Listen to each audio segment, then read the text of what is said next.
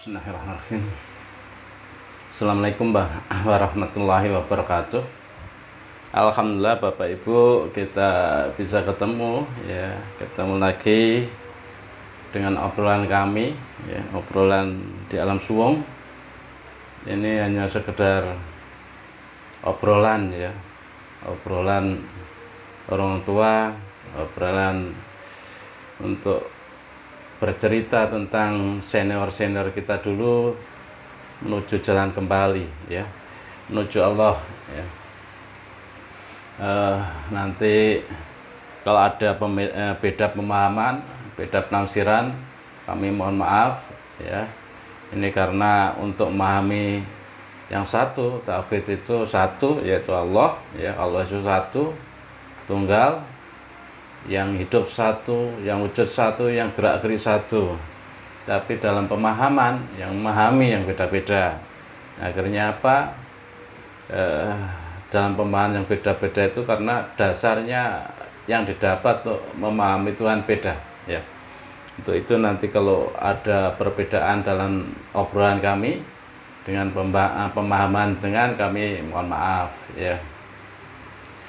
Ini dalam kesempatan yang baik ini saya kami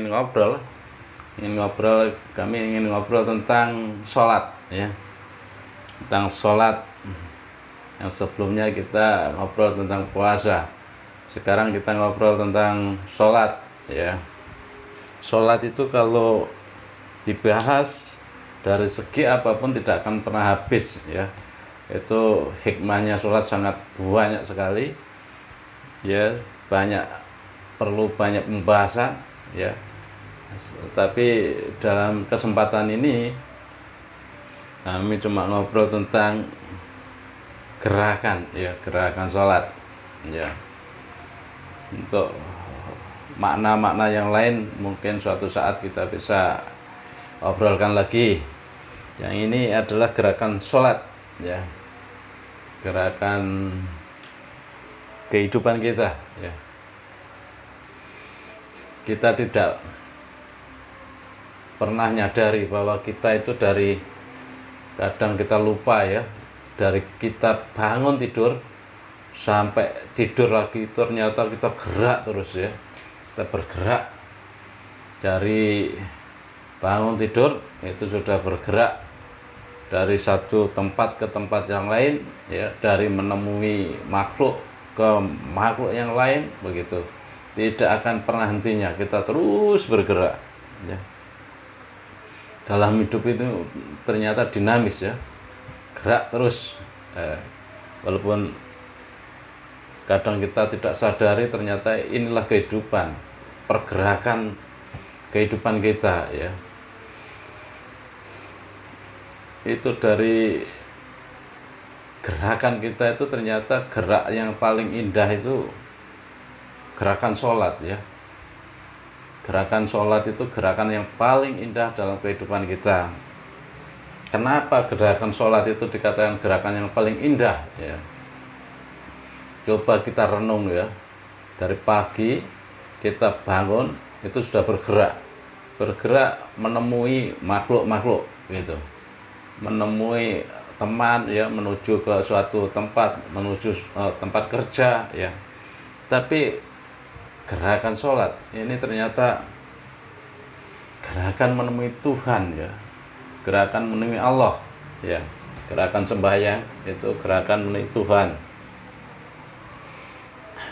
Ternyata beda ya, kita ketemu makhluk itu kan ternyata ya rasa tenang batin kita beda sama ketenangan saat kita menemui Allah ya, saat kita gerak sholat ya.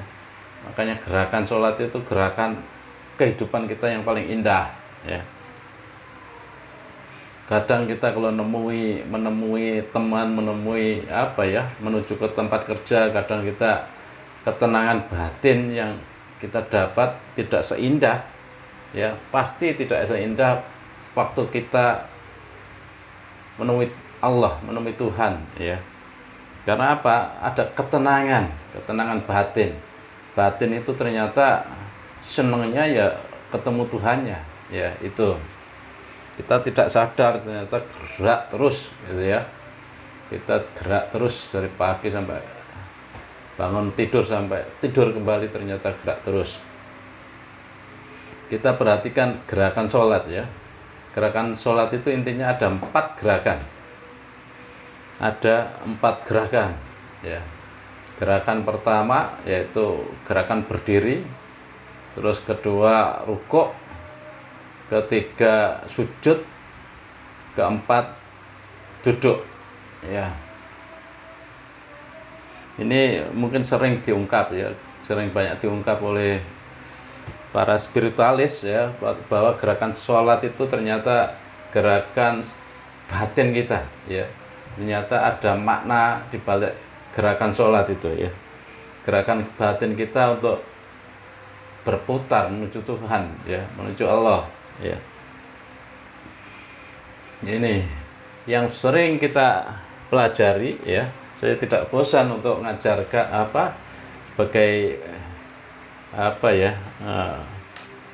ajarkan tentang ilmunya Syekh Abdul Qadir Jilani dan Empu Baradah. Ada 4 alam. Ini kaitannya ada gerakan 4 di dalam sholat, ya. 4 gerakan dalam sholat. 4 gerakan itu ternyata manifestasi dari perjalanan batinnya kita. Perjalanan batinnya itu kita diajari sama senior kita, Syekh Abdul Qadir Jilani sama Empu Baradah kalau di Jawa, ya. Itu ada perjalanan dari alam 1, 2, 3, 4 begitu. Alam nasut, malakut, jabarut, lahut. Isinya apa? Perjalanan spiritual dari alam jasad, jiwa, ruh, zatullah. Jasad, jiwa, ruh, zatullah. Gitu.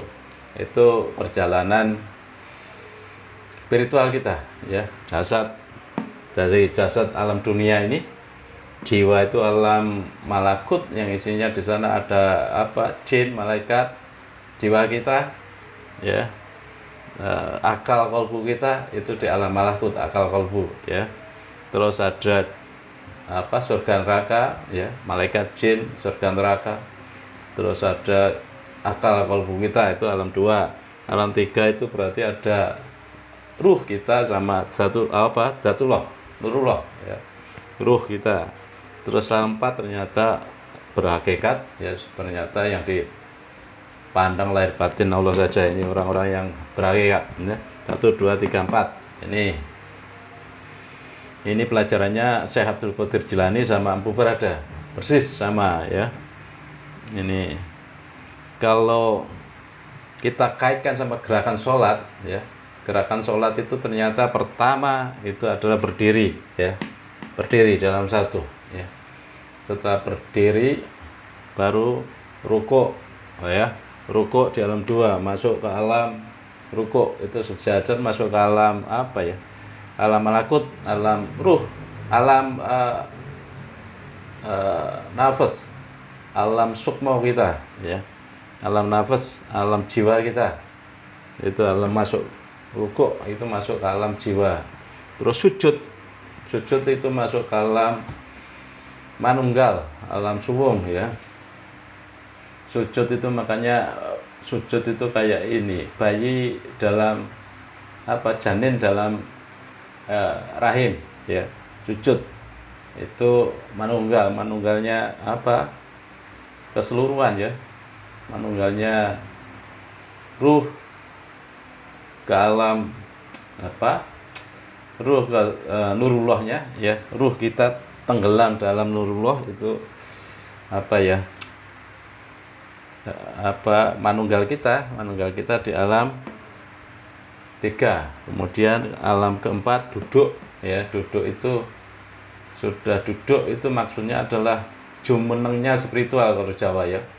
Itu kalau Jawa di ibrohkan, digambarkan ada kalau sudah berjalan ke 4 alam itu duduk di alam 4 itu ada watu kumaloso untuk duduk, itu itu duduk di alam 4, itu spiritualnya sudah duduk ya. Spiritualnya sudah duduk. Itu adalah perjalanan gerakan ya, gerakan sholat itu ternyata gerakan spiritual ya.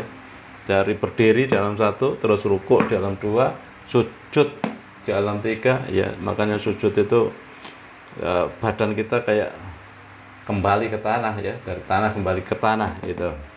Tapi ruhnya tenggelam dalam nurullah. Terus 4 sudah duduk itu sudah jumeneng, sudah kalau Jawa jumeneng ya, sudah paham ternyata Allah itu lahir batin itu. Ini gerakan sholat ya, gerakan sholat itu ternyata gerakan spiritual.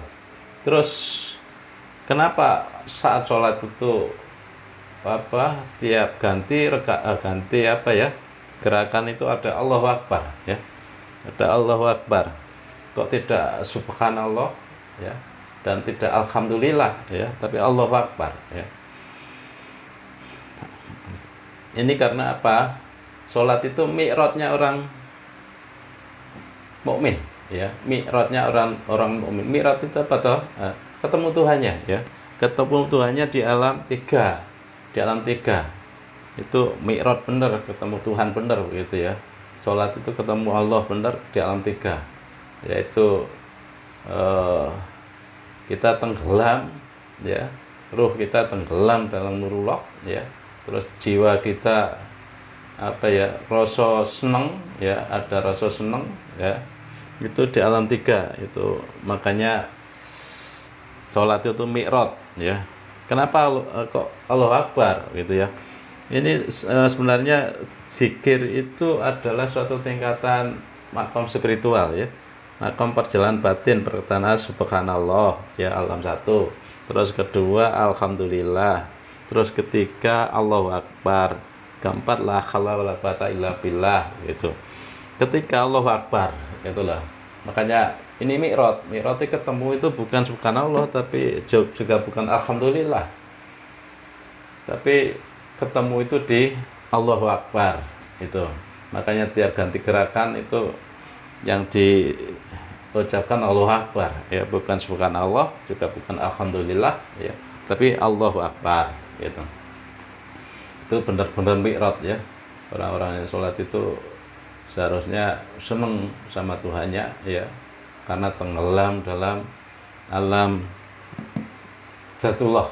Alam Jatullah itu alam 4, alam Cirullah, 3 Jatullah, terus 2 Sifatullah, 1 Wujudullah. Yang alam 3 itu alam Jatullah. Kita tenggelam dalam Jatullah, yang ada cuma Allah saja ya, makanya zikirnya Allahu Akbar ya. Itu ternyata gerakan kita setiap hari itu, kita tidak sadari ternyata gerakan ketemu Allahnya cuma beberapa saat saja, yang banyak ketemu makhluk ya. Kita gerak dari satu tempat ke tempat lain, tapi gerak yang ketemu Allah cuma sesaat saja ya. Makanya gerakan paling indah yaitu gerakan sholat. Karena apa? Karena ketemu Allah itu ya. Itu kalau kita bicara sholat itu ada, saya teringat guru saya ya, guru saya itu, tapi kalau masih banyak tanggungan anak, tanggungan istri, jangan ditirukan nanti berat ya. Itu ada guru saya itu punya setiap hari cuma jualan kios kecil gitu, kayak jualan sembako. Kiosnya paling 2 meteran gitu. Tapi yang dilakukan setiap saat buka, tapi di depan kios sholat ya, tidak perhatikan dagangannya, tapi ditinggal untuk sholat ya, ditinggal terus sholat ya. Ini maknanya ya? Maknanya ternyata pengen ketemu Allah terus ya, ketemu Allah terus, senang terus gitu. Itu kalau tidak ada tanggungan, sudah tua ya nggak masalah ya. Tapi kalau masih anak kecil ya berat ya, masih punya tanggungan, harus diprioritaskan ke tanggungannya. Ya sholat ya ikuti standar saja ya. Kalau ini guru saya sudah tingkatannya beda ya, itu tiap hari sholatnya ratusan rakaat ya, itu jangan ditiru ya, berat ya. Ratusan rakaat itu kalau nanti